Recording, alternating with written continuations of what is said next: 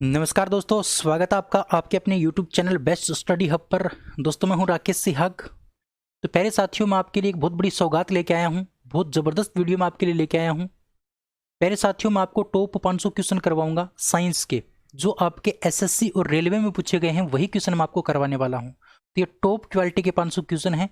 ये जो वीडियो है आप 2-3 दिन करके देख लीजिए, लेकिन पूरा वीडियो देख लीजिए, आपका कल्याण हो जाएगा। मैं दावा करता हूँ आपसे, साइंस के क्वेश्चन एक भी बाहर नहीं जाएगा। साथ में मैंने इसमें बहुत सारे फैक्ट बताए हैं। अगर आप वो फैक्ट याद कर लेते हो तो बहुत सारे क्वेश्चन आपके क्लियर हो जाएंगे। तो बहुत टॉप क्वालिटी के जो 500 क्वेश्चन हैं, जो बार बार एग्जाम में पूछे जाते हैं, वही क्वेश्चन मैं आपके लिए लेके आया हूँ। तो क्वेश्चन बहुत इंपॉर्टेंट है, आप अंत तक वीडियो में बने रहेंगे। पूरा वीडियो आपको देखना है, एक सेकंड भी आपको मिस नहीं करना है, ठीक है। तो अगर आप चैनल को सब्सक्राइब नहीं किया आपने, तो चैनल को आप सब्सक्राइब कर सकते हैं, क्योंकि इसी प्रकार की वीडियो आपको मिलते रहेंगे।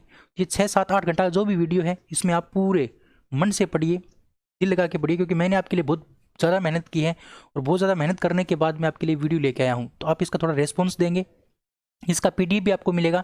पीडीएफ आपको मिल जाएगा टेलीग्राम चैनल पर। टेलीग्राम चैनल का लिंक है वो वीडियो के डिस्क्रिप्शन में दिया गया है, वहाँ से आप डाउनलोड कर सकते हैं, ठीक है। तो चलिए क्लास को स्टार्ट करते हैं। तो देखिए, क्वेश्चन की जो सीरीज है हमारी, वो क्वेश्चन नंबर 1 से स्टार्ट हुई थी, और हम सबसे पहले कर रहे हैं आधारभूत तत्व एवं दैनिक विज्ञान से संबंधित। मैंने आपको बताया ना कि आपकी जो साइंस है उसको 3 पार्टों में बांट के मैं करवाऊंगा, या आपके जो पटवारी एग्जाम है उसमें 3 पार्टों में ही बांट रखी है। पहला पार्ट आपका यही है, आधारभूत तत्व और दैनिक विज्ञान। दूसरा है आपका मानव विज्ञान या मानव शरीर, उसमें पोषण शोषण सब कुछ आ जाता है, सब चीज़ें। उसके बाद आपका दे रखा है पोषण। तो पोषण में आपके मतलब विटामिन, है ना, ये सब आ जाते हैं। विटामिन हो गया, कार्बोहाइड्रेट हो गया, वसा हो गया, ये रोग हो गए, ये सारे आ जाते हैं, ठीक है। उसके बाद स्वास्थ्य विज्ञान दे रखा है। स्वास्थ्य विज्ञान में आपका सारा कंप्लीट हो जाता है। तो ये मैं आपको सारा कंप्लीट करवाऊंगा। इनके जो क्वेश्चन है वो मैं आपको लगभग 300 क्वेश्चन करवाऊंगा। इनके 300 क्वेश्चन करवाऊंगा, और इस पार्ट के मैं आपको 200 क्वेश्चन करवाऊंगा, ठीक है। तो चलिए क्लास को स्टार्ट करते हैं। तो कल मैंने आपको 63 नंबर क्वेश्चन तक करवा दिया था। आज मैं 63 नंबर क्वेश्चन से आपको आगे करवाता हूँ। 64 नंबर क्वेश्चन से मैं आपके सामने स्टार्ट करता हूँ आज की क्लास, ठीक है साथियों, बिल्कुल। चलिए, यह है आपका 64 नंबर क्वेश्चन। 63 तक कल करवा दिया था। 64 नंबर क्वेश्चन आपके सामने है कि एड्स वायरस क्या होता है। एड्स का जो वायरस होता है वो क्या होता है। दोस्तों, सबसे पहले तो आपको पता होना चाहिए एड्स का वायरस होता कौन सा है। तो एड्स का वायरस होता है आपका HIV। और दोस्तों, HIV की जो संरचना होती है, इसकी जो बनावट होती है, इसका जो संगठन जो होता है, उसके अंदर पाया जाता है आपका RNA। क्या पाया जाता है?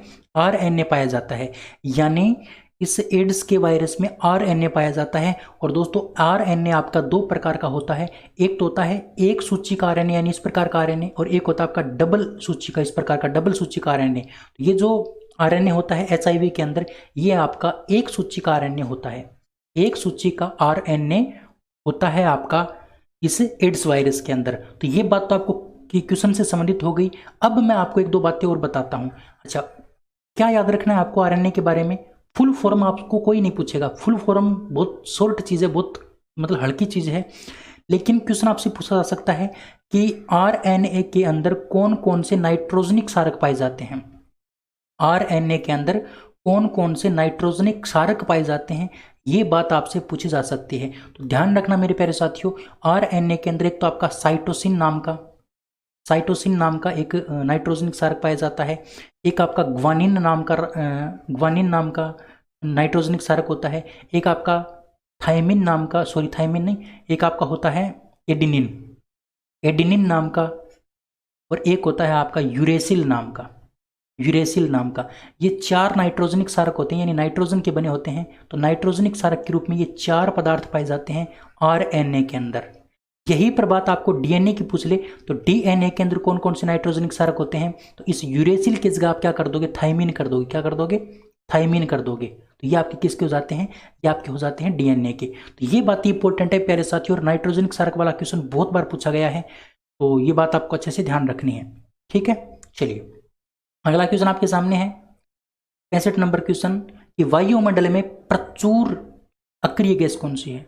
वायुमंडल के अंदर सबसे ज्यादा अक्रिय गैस कौन सी है? तो दोस्तों ध्यान रखना, वायुमंडल की बात की है यहाँ पर। तो वायुमंडल में सबसे ज्यादा अक्रिय जो गैस है वो है आपकी आर्गन।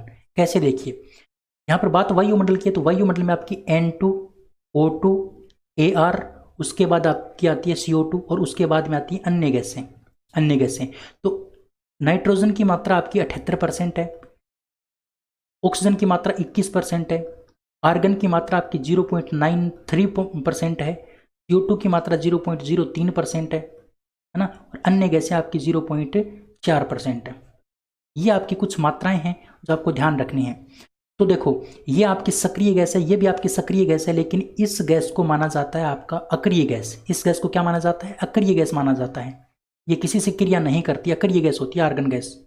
ठीक है, तो इसकी सबसे अधिक मात्रा है। देखो, अगर यहाँ पर सक्रिय की पूछता तो आपकी नाइट्रोजन हो जाती, लेकिन यहाँ पर आपको पूछी है अक्रिय गैस, और अक्रिय गैस आपकी सिर्फ और सिर्फ यही है, आर्गन। तो आर्गन ही क्या है? नाइट्रोजन ऑक्सीजन के बाद में क्या है? ज़्यादा है। इसका मतलब ऑप्शन नंबर आपका सी क्या हो जाएगा? करेक्ट हो जाएगा। लेकिन यहीं पर बात आपको पूछ लेता, वायुमंडल की जगह नाम आपको क्या दे देता? इस वायुमंडल की जगह नाम आपको मिल जाता ब्रह्मांड। क्या नाम मिल जाता? ब्रह्मांड नाम मिल जाता। तब आपका आंसर हो जाता हीलियम, क्योंकि हीलियम जो है ना वो ब्रह्मांड में सर्वाधिक पाई जाती है। ब्रह्मांड में सर्वाधिक पाई जाती है आपकी हीलियम। वैसे तो ये बात तो आपको समझ में आ गई होगी सारी। अब मैं आपको ब्रह्मांड की बात बता देता हूँ, जिससे कि आपको ये सारी जो डाउट है आपका वो क्लियर हो जाए। सारा डाउट आपका क्लियर हो जाए, क्योंकि मैं आपका डाउट क्लियर करने के लिए बैठा हूँ ना। वरना आप टैलेंटेड हो, आपको सब कुछ आता है, लेकिन छोटा मोटा जो आपको डाउट रह जाता है ना, वही मैं आपका क्लियर करता हूँ। देखिए क्या डाउट हो सकता है आपको। यहाँ पर ब्रह्मांड और वायुमंडल, दो बात आपको समझ में आ गई। वायुमंडल की बात मैंने आपको बता दी। अब मैं आपको बताता हूँ ब्रह्मांड वाली बात। अगर यहाँ पर ब्रह्मांड नाम होता तो हाइड्रोजन ध्यान रखना है आपको, और हीलियम ध्यान रखना है। दोस्तों, हाइड्रोजन जो है ना वो 71% मात्रा में आपकी ब्रह्मांड के अंदर पाई जाती है, और हीलियम आपकी पाई जाती है 26.1%, 26.5%। 26.5% आपकी क्या पाई जाती है? हीलियम पाई जाती है। लेकिन प्यारे साथियों, ये जो हीलियम है ना, ये अक्रिय गैस है। हीलियम क्या है? आपकी अक्रिय गैस है, और ये आपकी क्या है? सक्रिय है। तो आपको ये पूछ ले कि ब्रह्मांड में सर्वाधिक मात्रा में कौन सी गैस होती है, तो सर्वाधिक मात्रा में हाइड्रोजन होती है। लेकिन बात ये पूछ ले कि ब्रह्मांड के अंदर सर्वाधिक मात्रा में अक्रिय गैस कौन सी होती है, तो अक्रिय गैस तो आपकी हीलियम होती है। इसका मतलब यही आपकी क्या है? ज़्यादा है। तो ऑप्शन नंबर ये हो जाएगा आपका। ये जो भी मैंने आपको बताया ये अच्छे से आपको याद हो गया होगा, समझ में आपको आ गया होगा, क्योंकि बड़ी इंपॉर्टेंट बात मैंने आपको बताई है। ठीक है, चलिए अब 66 नंबर क्वेश्चन की ओर चलते हैं। 66 नंबर क्वेश्चन है प्यारे साथियों कि विकृतीकृत स्प्रिट एथेनॉल का मिश्रण है। जो विकृतीकृत जो स्प्रिट है प्यारे साथियों, वो किस किस के मिश्रण से बनती है? स्प्रिट मतलब आप शराब मान सकते हो। स्प्रिट यानी आप क्या मान सकते हो? शराब मान सकते हो। जो अंग्रेजी जो शराब आती है ना, वो शराब एक तो हमारे घरों में निकाली जाती है, पहले के टाइम में निकाली जाती थी, वो एक दवा के रूप में काम में ली जाती थी। और आज की जो शराब है प्यारे साथियों, वो एक प्रकार की स्प्रिट होती है, जो सबसे बेहद खतरनाक है हमारे स्वास्थ्य के लिए। ठीक है, तो इस स्प्रिट में एथेनॉल के साथ में किसका मिश्रण होता है? तो एथेनॉल के साथ में आपका पायरिडीन का होता है। पायरिडीन, ऑप्शन नंबर आपका क्या हो जाएगा? डी हो जाएगा। तो ये बात आपको ध्यान रखनी पड़ेगी। एथेनॉल और पायरिडीन दोनों मिलकर के किसका निर्माण करते हैं? स्प्रिट का निर्माण करते हैं। और ये क्या होती है? जहरीली होती है। क्या होती है? जहरीली होती है। और प्यारे साथियों, ये किसको इफेक्ट प्रदान करती है या किसको इफेक्टेड करती है? तो हमारे यकृत को करती है, लीवर को। हमारी यकृत यानी लीवर को क्या करती है? खराब करती है। ठीक है, और इस स्प्रिट का प्रयोग करने से, इस शराब का प्रयोग करने से हमारे लीवर या लीवर सिरोसिस नाम का रोग हो जाता है। लीवर सिरोसिस नाम का क्या हो जाता है? रोग हो जाता है। इसमें लीवर बिल्कुल खराब हो जाती है और व्यक्ति की क्या हो जाती है? मृत्यु हो जाती है। बात करते हैं 67 नंबर क्वेश्चन की। 67 नंबर क्वेश्चन है कि जो तत्व ऑक्सीजन पर प्रतिक्रिया नहीं करता वह कौन सा है? प्रतिक्रिया का मतलब होता है अभिक्रिया। प्रतिक्रिया का मतलब होता है अभिक्रिया। अब आपको यह बताना है कि निम्न में से कौन सा तत्व अक्रिय है। विक्रिया कौन नहीं करेगा? क्रिया वो नहीं करेगा जो अक्रिय होता है। अक्रिय का मतलब जो क्रिया नहीं करता। तो आयोडीन क्रियाशील है, क्रियाशील है। हीलियम अक्रियशील है। इसका मतलब ऑप्शन नंबर सी आपका राइट है। नाइट्रोजन भी क्रियाशील है, क्लोरीन भी आपका क्रियाशील है, लेकिन आपका हीलियम क्रियाशील नहीं है, ये तो अक्रियाशील है। तो अक्रियाशील कौन सा है या फिर प्रतिक्रिया नहीं करता आपको पूछा है, तो नहीं करता इसका मतलब कौन नहीं करता? जो अक्रियशील होगा वो नहीं कर पाएगा, और वो कौन है? आपका हीलियम है। ठीक है, चलिए अगला क्वेश्चन। अगला क्वेश्चन है प्यारे साथियों क्वेश्चन नंबर 68। हाँ, 68 नंबर क्वेश्चन है कि नेफ्थलीन का मुख्य स्रोत क्या है? नेफ्थलीन का मुख्य स्रोत, नेफ्थलीन किससे प्राप्त होता है? तो नेफ्थलीन आपका कोल तार से प्राप्त होता है। किससे प्राप्त होता है? कोल तार से। ऑप्शन नंबर ए आपका राइट हो जाएगा। चलिए 69 नंबर क्वेश्चन यहाँ से गायब है, कुछ हो जाता है कभी मिस प्रिंटिंग में, नंबरिंग में, कोई दिक्कत नहीं, हम आपको अच्छे से करवाएंगे। देखिए 70 नंबर क्वेश्चन है कि एल्यूमिनियम को शुद्ध किया जाता है, एल्यूमिनियम को किसके द्वारा शुद्ध किया जाता है? सबसे पहले तो आपको यह पता होना चाहिए एल्यूमिनियम का एस्क क्या होता है। एल्यूमिनियम जो भूप्रपट्टी से निकाला जाता है प्यारे साथियों, तो वो आपका बॉक्साइट के रूप में प्राप्त होता है। किसके रूप में? बॉक्साइट के रूप में। बॉक्साइट इसका क्या होता है? एस्क होता है एल्यूमिनियम का। और दोस्तों भूप्रपट्टी में सर्वाधिक मात्रा में पाए जाने वाला जो पदार्थ है वो आपका एल्यूमिनियम होता है। भूप्रपट्टी में सर्वाधिक मात्रा में पाया जाने वाला जो पदार्थ आपका होता है वो कौन होता है? एल्यूमिनियम होता है। एल्यूमिनियम को भूप्रपट्टी से निकाला जाता है बॉक्साइट के रूप में। और इस बॉक्साइट का जो शुद्धिकरण है, इस बॉक्साइट का जो शुद्धिकरण है प्यारे साथियों, वो आपका किया जाता है विद्युत अपघटनी विधि के द्वारा, विद्युत अपघटन के द्वारा। इस बॉक्साइट को हम क्या करते हैं? H2SO4 के भरी हुई मतलब किसी पात्र में डालते हैं और उसके अंदर क्या करते हैं? धारा प्रवाहित करते हैं। तो धारा प्रवाहित करते हैं तो इससे क्या हो जाता है? एल्यूमिनियम शुद्ध हो जाता है। बॉक्साइट से क्या निकल जाता है? एल्यूमिनियम निकल जाता है। तो ऑप्शन नंबर आपका सी क्या होगा? राइट आंसर होगा। 71 नंबर क्वेश्चन है कि सूर्य की सतह पर हाइड्रोजन के अलावा दूसरा कौन सा तत्व बहुतायत में पाया जाता है? हाइड्रोजन के अलावा, कहाँ की बात है? सूर्य की बात है, सूर्य यानी ब्रह्मांड की बात है। तो हाइड्रोजन के अलावा कौन होता है आपका? हीलियम होता है। ये मैंने आपको बताया था, हाइड्रोजन आपका क्या होता है? 71% होता है। और दोस्तों हीलियम आपका कितना होता है? 26.5% होता है आपका सूर्य की सतह पर। तो ये बात मैंने आपको पहले ही बता दी थी। तो ऑप्शन नंबर आपका ए क्या हो जाएगा? करेक्ट आंसर हो जाएगा। चलिए अगला क्वेश्चन है, कार्बन डाइऑक्साइड क्या है? तो प्यारे साथियों कार्बन डाइऑक्साइड एक तो क्या है? ग्रीन हाउस गैस है। एक तो क्या है? ग्रीन हाउस गैस है। सबसे बड़ी बात तो ये है। दूसरी बात आपको ध्यान रखनी है, ये एक निर्जली कारक के रूप में काम करता है। निर्जली कारक के रूप में काम करता है। अच्छा, निर्जली कारक क्या होता है? निर्जली कारक का मतलब होता है बिना पानी के करना, बिना पानी के करना। मान लो दोस्तों ये कोई मतलब पात्र है या फिर ये कोई वस्तु है, कुछ भी है ये, और ये क्या है? थोड़ी गिल्ली है या इसके अंदर क्या है? थोड़ा पानी की मात्रा है, इसके अंदर पानी की मात्रा है। तो इस वस्तु को निर्जलीकरण करने के लिए, इस वस्तु का निर्जलीकरण करने के लिए या फिर इस वस्तु से पानी की एक एक बूंद बाहर निकालने के लिए हम किसका प्रयोग करते हैं? कार्बन डाइऑक्साइड का प्रयोग करते हैं। कार्बन डाइऑक्साइड के इसके ऊपर छिड़काव करेंगे तो इसमें से क्या निकल जाएगी बाहर? दोस्तों इसमें से बाहर निकल जाएगा आपका पानी। किसके रूप में? जलवाष्प के रूप में। ठीक है, ये क्या हो जाएगी? वस्तु बिल्कुल सूख जाएगी, इसमें से ये पानी रहित हो जाएगी। तो कार्बन डाइऑक्साइड एक प्रकार का निर्जली कारक भी है, ग्रीन हाउस गैस के साथ साथ। ठीक है, चलिए अगले क्वेश्चन की ओर बढ़ते हैं। अगला क्वेश्चन आपका है 73 नंबर क्वेश्चन, कौन सी गैस वायुमंडल का अंग नहीं है? यानी ऐसी कौन सी गैस है जो वायुमंडल में नहीं पाई जाती? तो देखिए नाइट्रोजन, क्लोरीन, हीलियम। हीलियम तो भाई वायुमंडल ब्रह्मांड का ही भाग होता है, ब्रह्मांड का ही भाग क्या होता है? आपका वायुमंडल होता है। तो हीलियम तो आपकी ब्रह्मांड में पाई जाती है। नाइट्रोजन आपकी वायुमंडल में सर्वाधिक होती है, लेकिन आपकी क्लोरीन नहीं होती, क्लोरीन गैस आपकी नहीं होती। इसका मतलब ऑप्शन नंबर आपका सी क्या हो जाएगा? करेक्ट आंसर हो जाएगा।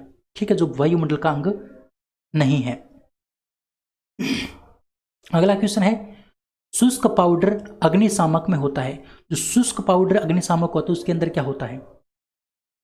एक तो आपकी गैस के रूप में अग्निशामक होता है और एक आपका शुष्क पाउडर के रूप में अग्निशामक पाया जाता है।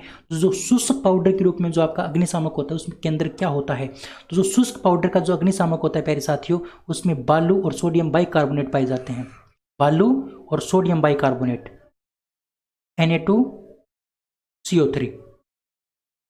बालू और सोडियम बाइकार्बोनेट यानी Na2CO3, ये दोनों पाए जाते हैं आपके शुष्क पाउडर के अंदर। ठीक है, शुष्क पाउडर का जो अग्निशामक होता है उसके अंदर। तो अगले क्वेश्चन की ओर बढ़ते हैं। नेक्स्ट क्वेश्चन आपका 75 नंबर क्वेश्चन है कि साबुनीकरण प्रक्रिया में प्राप्त एल्कोहल कौन सा होता है? प्राप्त एल्कोहल कौन सा होता है? तो देखिए साबुनीकरण प्रक्रिया के द्वारा आपका किसका निर्माण होता है? साबुन का। ठीक है, बात करते हैं अगले क्वेश्चन की 121 नंबर क्वेश्चन से आगे बात करते हैं 122 नंबर क्वेश्चन की प्यारे साथियों। ठीक है, तो वायुमंडल नहीं होने के कारण क्या नहीं कर सकता? कोई भी शरबत नहीं पी सकता उसके बगैर। ठीक है, हाँ 122 नंबर क्वेश्चन आपके सामने है। 122 नंबर क्वेश्चन है कि बर्फ के टुकड़े एक गिलास शुद्ध जल और एक गिलास शुद्ध एल्कोहल में डालने पर बर्फ का क्या होगा? बर्फ का क्या होगा? तो देखिए क्या किया, बर्फ के टुकड़े को एक गिलास शुद्ध जल में डाला और एक गिलास शुद्ध एल्कोहल का था भरा हुआ, तो उसके अंदर डाल दिया। तो ध्यान रखना प्यारे साथियों, आपने देखा होगा एल्कोहल का मतलब शराब। शराब के अंदर तो क्या होता है, बर्फ नीचे चली जाती है और जल के अंदर बर्फ क्या रहती है, ऊपर रहती है, यानी तैरती रहती है। इसका करेक्ट आंसर कौन सा हो जाएगा? तो इसका जो करेक्ट आंसर हो जाएगा वो आपका हो जाएगा ऑप्शन नंबर ए। जल में ऊपर के स्तर पर क्या रहेगी, आपकी बर्फ रहेगी और एल्कोहल में क्या चली जाएगी, नीचे चली जाएगी। ठीक है।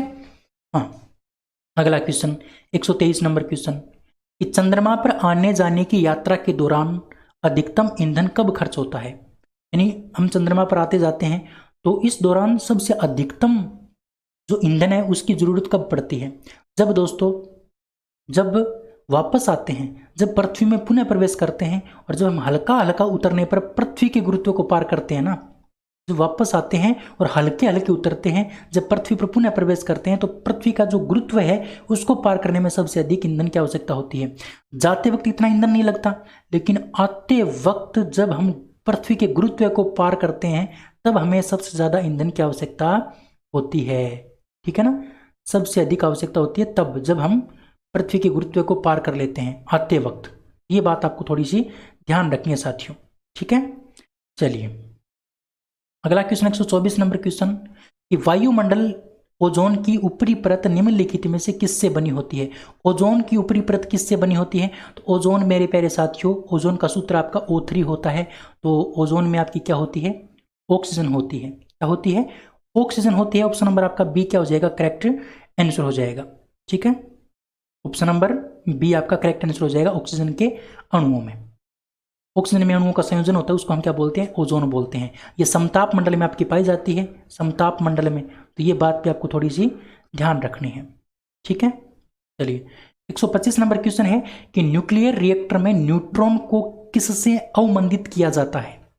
जो आपका न्यूट्रॉन है उसको अवमंदित किसके द्वारा किया जाता है न्यूक्लियर रिएक्टर में? तो प्यारे साथियों, जो मॉडरेटर आपका होता है, मॉडरेटर क्या करता है? न्यूट्रॉन को नियंत्रित करने का काम करता है, उसको अवमंदित करने का काम करता है न्यूक्लियर रिएक्टर में आपका मॉडरेटर। ठीक है ना, मॉडरेटर। दोस्तों एक तो आपका होता है मेन संचालक और एक होता है मॉडरेटर।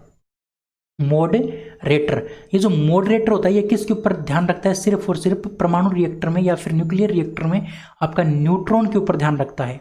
ठीक है ना, और मेन उस परमाणु को नियंत्रित करता है और ये मॉडरेटर किसको नियंत्रित करता है? तो न्यूट्रॉन को नियंत्रित करता है।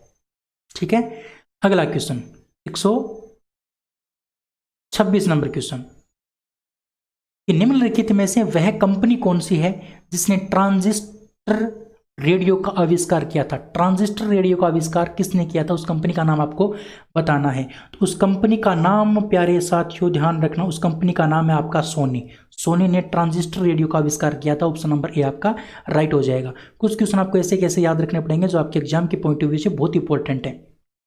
127 नंबर क्वेश्चन है कि डीजल इंजन में ईंधन को ज्वलित करने के लिए आवश्यक उच्च तापमान किसके द्वारा प्राप्त किया जाता है? तो डीजल जो इंजन होता है उसमें ईंधन को ज्वलित करने के लिए आवश्यक जो उच्चतम तापमान होता है वो किसके द्वारा प्राप्त किया जाता है? तो ध्यान रखना प्यारे साथियों, डीजल जो इंजन होता है उसके अंदर ईंधन को प्रज्वलित करने के लिए जो उच्च तापमान है वो आपका प्राप्त किया जाता है सिलेंडरों में वायु को संपीड़ित करके, यानी सीएनजी के द्वारा ना, सीएनजी गैस के द्वारा सिलेंडरों में वायु को संपीड़ित करके। ऑप्शन नंबर आपका सी क्या हो जाएगा? करेक्ट आंसर हो जाएगा। 128 नंबर क्वेश्चन है कि कौन सी ग्रीन हाउस गैस है? तो CO2 आपकी ग्रीन हाउस गैस है। ठीक है, चलिए 129 नंबर क्वेश्चन कि निम्नलिखित में से किसी तत्व की सापेक्ष परमाणु सहंती का मतलब होता है परमाणु द्रव्यमान संख्या। अब परमाणु द्रव्यमान संख्या कैसे निकलती है? परमाणु द्रव्यमान संख्या आपकी प्रोटॉन और न्यूट्रॉन को जोड़ने से निकलती है। प्रोटॉन की संख्या आपकी 17 है, न्यूट्रॉन की संख्या आपकी 18 है। इन दोनों को जोड़ दिया तो क्या आ गया आपका प्यारे साथियों? 35 आंसर। तो आपका आंसर आ गया ऑप्शन नंबर बी। P+N परमाणु सहंती संख्या या फिर परमाणु द्रव्यमान संख्या। P+N 17 + 18 प्रोटॉन प्लस न्यूट्रॉन यानी 17 प्लस 18 बराबर 35। ठीक है। हाँ, अगले क्वेश्चन की बात करते हैं, 130 नंबर क्वेश्चन की। 130 नंबर क्वेश्चन है कि निम्नलिखित में से किसका प्रयोग प्रशीतन में किया जाता है। प्रशीतन के अंदर किसका प्रयोग किया जाता है? तो प्रशीतन यानी आपका जो फ्रीज वगैरह होता है उसके अंदर किसका उपयोग होता है? तो फ्रेओन का उपयोग होता है। किसका उपयोग होता है? फ्रेओन का उपयोग होता है। और प्यारे साथियों, CFC भी एक प्रकार का फ्रेओन का ही उदाहरण है। ठीक है, फ्रेओन का ही उदाहरण है आपका CFC। इसका उपयोग आपका प्रशीतन यानी ठंडा पैदा करने में या फिर फ्रीज या रेफ्रिजरेटर में इसका उपयोग होता है।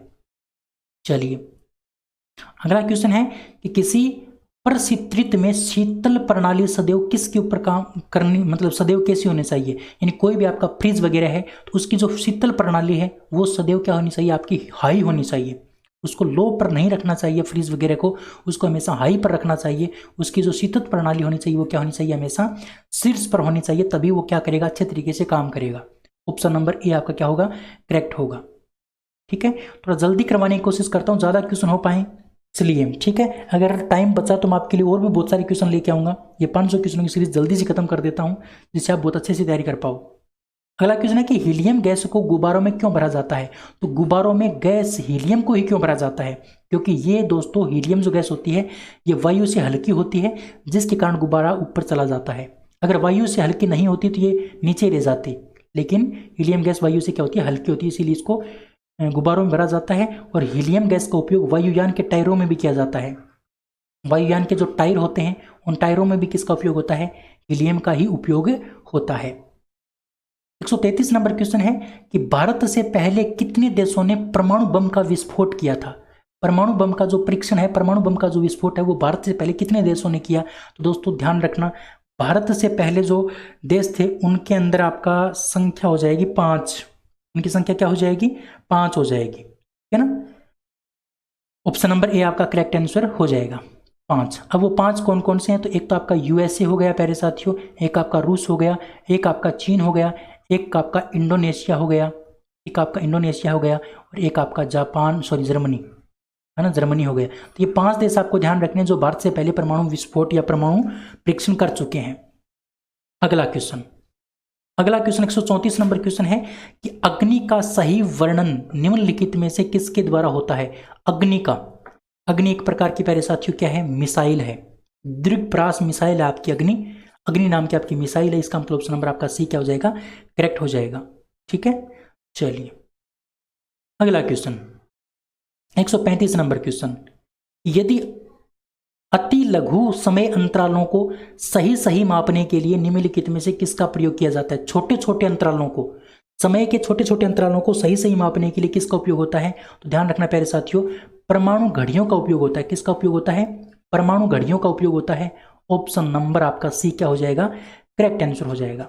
ठीक है, चलिए अगला क्वेश्चन है कि सितंबर 2004 में इसरो द्वारा प्रवर्तित इडूसेट से क्या सुविधा उपलब्ध है? इडूसेट क्या है? एक प्रकार का इडूसेट दोस्तों एक प्रकार का आपका उपग्रह है। क्या है? एक प्रकार का उपग्रह। इसरो ने इसको 2004 में क्या किया था? प्रक्षेपित किया था। तो ये क्या है प्यारे साथियों? ये एक शैक्षिक संयोजकता है, यानी कहने का मतलब जितने भी शैक्षिक प्रोग्राम होते हैं वो कौन मतलब सैटेलाइट करता है, वो कौन सा सैटेलाइट उसको मतलब संचालित करता है, तो उसका नाम है एडूसेट। ठीक है, ऑप्शन नंबर आपका डी करेक्ट आंसर है। चलिए अगला क्वेश्चन है 137 नंबर क्वेश्चन, यूरेनियम अंततः किस तत्व के स्थायी आइसोटोप में बदल जाता है?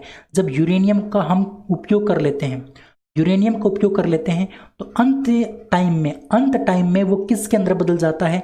तो ध्यान रखना प्यारे साथियों, ये सीसा के अंदर परिवर्तित हो जाता है। किसके अंदर परिवर्तित हो जाता है? सीसा के अंदर परिवर्तित हो जाता है। जल्दी आपको आंसर देने हैं, आपको अच्छे से इन क्वेश्चनों को याद कर लेना है। इसका पीडी भी आपको दे दिया जाएगा, टेंशन आपको बिल्कुल भी नहीं लेनी है।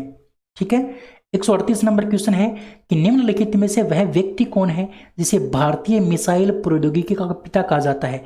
भारतीय मिसाइल प्रौद्योगिकी का पिता किसे कहा जाता है? तो भाई दोस्तों डॉक्टर होमी जहांगीर भाभा। अगर आपके दिमाग में APJ अब्दुल कलाम नाम आया है तो दोस्तों इनको तो मिसाइल मैन कहा जाता है। क्या कहा जाता है? मिसाइल मैन कहा जाता है ना, मिसाइल मैन। और मिसाइल प्रौद्योगिकी का पिता किसे कहा जाता है? तो मिसाइल की जो प्रौद्योगिकी है उसका पिता कहा जाता है डॉक्टर होमी जहांगीर भाभा को। ऑप्शन नंबर आपका डी क्या हो जाएगा, करेक्ट आंसर हो जाएगा।